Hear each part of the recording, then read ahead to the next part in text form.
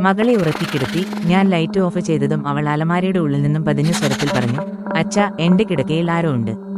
ഞാനൊന്ന് ഞെട്ടി. എന്റെ നെഞ്ചിടിപ്പ് കൂടി. മോൾ എന്തുപറ്റി? ആരാ അവിടെ? ഞാൻ അലമാരയുടെ അടുത്തേക്ക് ചെന്നു. വാതിൽ പതിയെ തുറന്നു. എന്റെ മകൾ ഭയന്ന് വിറച്ചു മുള്ളിയിൽ ഒതുങ്ങിയിരിക്കുന്നുണ്ടായിരുന്നു. അച്ഛാ, ശരിക്കും ആരോ ഉണ്ട്. ഞാൻ കണ്ടു. അവൾ എന്റെ കയ്യിൽ മുറുകെ പിടിച്ചു. ഞാൻ മെല്ലെ ലൈറ്റ് തെളിയിച്ചു. മുറിയിൽ ആകെയൊരു നിശബ്ദത. കിടക്കയിലേക്ക് നോക്കി. അവിടെ ആരുമില്ല. മോള് പേടിച്ചതാവും. ആരുമില്ലല്ലോ ഇവിടെ. ഞാൻ അവളെ സമാധാനിപ്പിക്കാൻ ശ്രമിച്ചു. ഇല്ലച്ചാ, ഞാൻ ഉറങ്ങാൻ കിടന്നപ്പോൾ എന്റെ കൂടെ ഒരാൾ കൂടി കിടക്കുന്നുണ്ടായിരുന്നു. വെള്ള ഉടുപ്പിട്ട ഒരാൾ, അവൾ പറഞ്ഞു. അവളുടെ കണ്ണുകളിൽ ഭയം നിറഞ്ഞിരുന്നു. എനിക്ക് എന്ത് പറയണമെന്നറിയില്ലായിരുന്നു. ഞാൻ അവളെ ചേർത്ത് പിടിച്ച് കട്ടിലിൽ കൊണ്ടിരുത്തി. മോള് പേടിക്കണ്ട, അച്ഛൻ ഇവിടെ തന്നെയുണ്ട്. ആരും വരില്ല, ഞാൻ പറഞ്ഞു.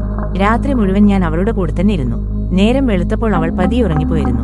പക്ഷേ ആ രാത്രിയിലെ അവളുടെ വാക്കുകൾ എന്റെ മനസ്സിൽ നിന്നും മാഞ്ഞില്ല. ആരായിരിക്കും അവൾ കണ്ടത്? അതോ അവളുടെ തോന്നലായിരുന്നോ? ഉത്തരം കിട്ടാത്ത ചോദ്യങ്ങൾ എന്നെ അസ്വസ്ഥനാക്കി. ഈ കഥ നിങ്ങൾക്ക് ഇഷ്ടമായെന്ന് കരുതുന്നു.